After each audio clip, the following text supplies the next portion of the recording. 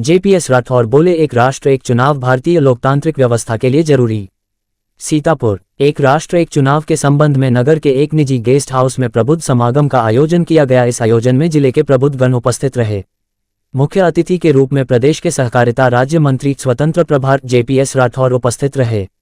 JPS Rathore ने बताया कि एक राष्ट्र एक चुनाव भीमराव अंबेडकर की अवधारणा थी, जिसके लिए उन्होंने भारतीय संविधान में प्रावधान किया था। आजादी के बाद सर्वप्रथम राष्ट्र में विधानसभाओं व लोकसभा के चुनाव साथ में हो रहे थे, लेकिन कांग्रेस पार्टी ने अपनी फायदे की नीति के चलते इन्हें अलग अलग कराया, जिससे देश में बड़ी विसंगतियां हो गई थी। इन विसंगतियों को दूर करने के लिए और बाबा साहेब का सम्मान रखते हुए भारतीय जनता पार्टी के नेता हमारे प्रधानमंत्री नरेंद्र मोदी ने पूर्व राष्ट्रपति रामनाथ कोविंद के नेतृत्व में एक कमेटी बनाई थी, जिसे वन नेशन वन इलेक्शन पर अपनी रिपोर्ट सौंपी है। आज देश के चारों तरफ एक राष्ट्र एक चुनाव की मांग उठाई जा रही है। जल्द ही इस पर एक नया स्वरूप देखने को मिलेगा, जो कि भारत की लोकतांत्रिक व्यवस्था के लिए हितकर होगा। साथ ही जेपीएस राठौर ने ऑपरेशन सिंदूर की सफलता को लेकर भारतीय सेना के शौर्य और पराक्रम की प्रशंसा की। साथ ही उन्होंने कहा कि यदि पाकिस्तान दोबारा हिमाकत करता है तो उसे कठोर जवाब दिया जाएगा। आज एक समय की मांग है और माननीय प्रधानमंत्री नरेंद्र मोदी जी ने देश के सभी नागरिकों से अपील की है कि एक राष्ट्र एक चुनाव के इस अभियान में जुड़ें। पहले माननीय पूज्य बाबा साहब भीमराव अंबेडकर जी ने जो संविधान की रचना की है, उसमें विधानसभा के चुनाव और लोकसभा के चुनाव का कार्यकाल 5 साल के लिए निश्चित किया था। लेकिन बीच में कांग्रेस ने अपने स्वार्थ के लिए 1971 में लोकसभा का चुनाव इमरजेंसी से पहले की बात है, जब उन्होंने युद्ध पाकिस्तान और भारत का हुआ था, उसका लाभ लेने के लिए जो 1972 में चुनाव होना था उसको 71 में करा दिया और उसके बाद उन्होंने वो चुनाव तो जीता, लेकिन इस देश की व्यवस्था को बिगाड़ने का काम उस समय कांग्रेस ने किया।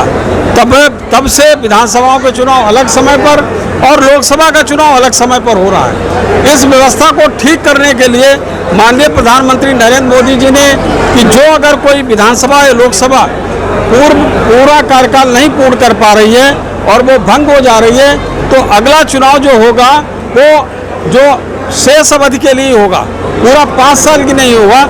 ऐसी एक व्यवस्था बनाकर ताकि हमेशा ये चुनाव विधानसभा और लोकसभा के एक साथ रहें, ताकि एक बार कोई मतदाता अपने मत व्यक्त करता है, उसके बाद फिर वो उसको 5 साल तक उसको डिस्टर्ब ना किया जाए, उसके उस मत के हिसाब से चला जाए।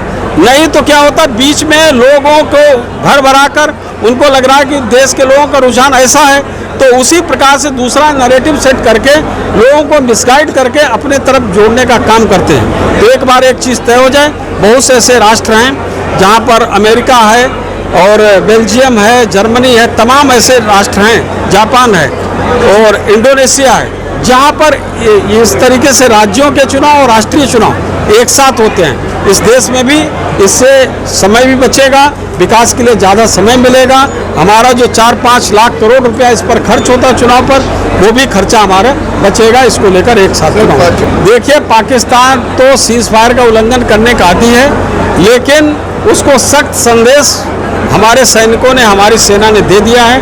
अब जब भी करेगा वो कुछ भी खुरापात, तो पाकिस्तान को जिस तरीके से मुंहतोड़ जवाब दिया गया है, आतंकियों को ठिकानों को ध्वस्त करके उनको संदेश दे दिया गया, जब तक एक भी आतंकी पाकिस्तान में बचेगा तब तक ये ऑपरेशन चलता रहेगा।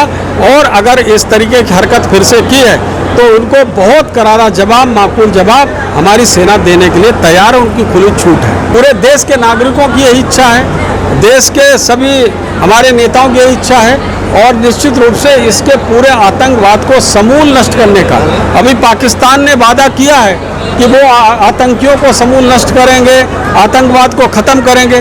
फिर अगर वो बाज नहीं आता है तो फिर से ऑपरेशन उस तरीके से सेना करने के लिए स्वतंत्र है और इस बार और बड़ा ऑपरेशन किया जाएगा।